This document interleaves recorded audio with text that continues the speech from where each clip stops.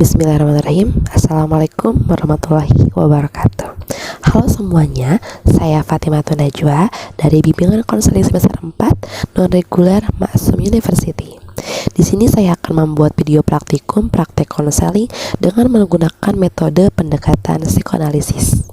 Teori psikoanalisis adalah salah satu teori yang membahas tentang hakikat perkembangan kepribadian yang dimiliki oleh manusia. Psikoanalisis adalah sebuah model perkembangan kepribadian, filsafat tentang sifat manusia, dan juga metode psikoterapi.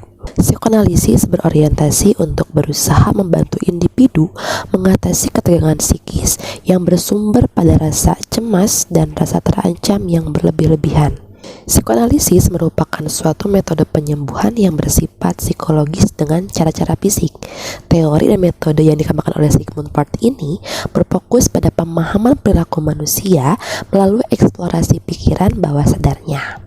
Di sini saya akan melakukan sesi konseling dengan salah satu klien, di mana klien tersebut itu mengalami rasa takut dan juga kecewa akan nilai ulangan yang menurut ia kurang baik. Selamat menyaksikan.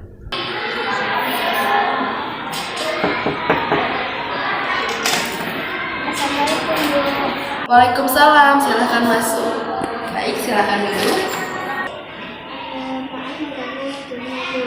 Apakah saya boleh berkonsultasi kepada Ibu? Oke, tentu boleh. Dengan siapa, Nak? Dengan Bilkis Bilkis dari kelas berapa? 5. Dari kelas 5.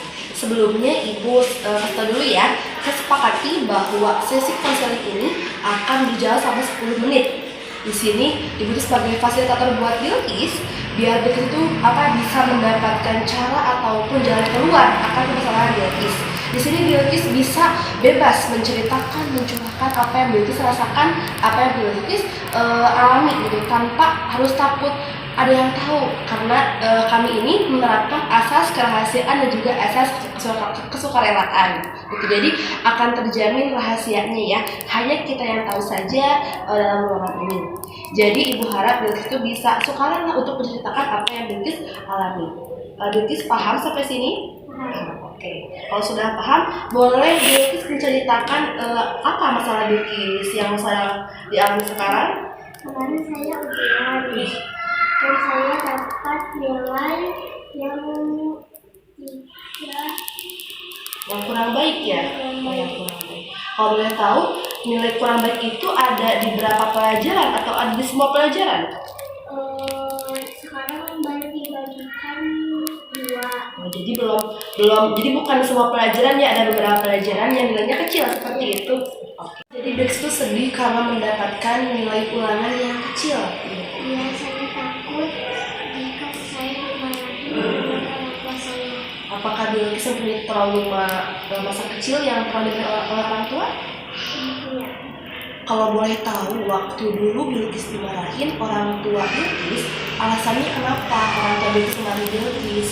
Karena saya tidak belajar terus dan memang tenang saat waktunya belajar. Seperti itu. Jadi alasan orang tua Bilkis itu memarahi Bilkis karena saat waktu belajar Bilkis tidak nurut ya kepada orang tua gitu. Oke, Ibu simpulkan ya. Jadi Bilkis itu sekarang itu kayak merasa sedih, nilai ulangannya itu kecil dan takut akan marahnya orang tua Bilkis pada Bilkis seperti itu. Oke, sampai sini coba Ibu tanya dulu. Bilkis tahu nggak cara penyelesaian masalah yang sedang Bilkis alami sekarang? Tidak. Belum tahu? Boleh Ibu kasih solusi buat Bilkis? Oke. Jadi dari yang Ibu dengar tentang masalah Bilkis ini, pertama, Bilkis itu mendapat nilai kecil, ulangan yang kecil. Yang kedua, Bilkis itu takut akan orang tua yang memarahi karena pernah punya trauma dulu orang tua pernah memarahi Bilkis. Mungkin sekarang kayak gini. Kalau misalkan Bilkis itu merasa kecewa dengan hasil, berarti untuk kedepannya jika ada ulangan lagi ataupun pembelajaran di sekolah, Bilkis harus mengikutinya dengan baik. Dan kalau misalkan orang tua Bilkis menyuruh Bilkis belajar, tolong tidak harus tolong menuruti apa kata orang tua Bilkis.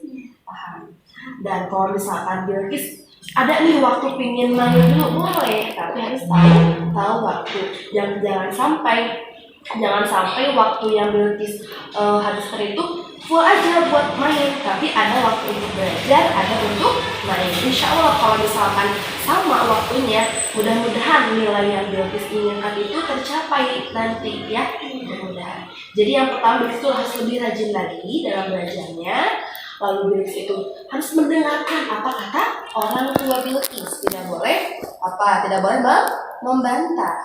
Yang ketiga, Bilqis itu sekarang harus menerima lapang dada saja. Jangan takut, jangan kecewa, hadapi saja dengan lapang dada. Mudah-mudahan ya orang tua Bilqis bisa menerima untuk hasil yang sekarang. Setelah sesi ini, setelah Bilqis menceritakan apa yang Bilqis rasakan kepada ibu, apa yang sekarang Bilqis rasa? Lega. Cukup lega. Oke, mudah-mudahan ya Bilqis kedepannya bisa lebih rajin lagi, lebih semangat lagi belajarnya dan menuruti apa kata orang tua. Dan mudah-mudahan dalam ulangan selanjutnya Bilqis bisa mendapatkan nilai yang diharapkan. Terima kasih untuk sarannya. Saya pamit untuk ke kelas. Ya, sama-sama. Hati-hati ke kelasnya ya. Assalamualaikum. Waalaikumsalam.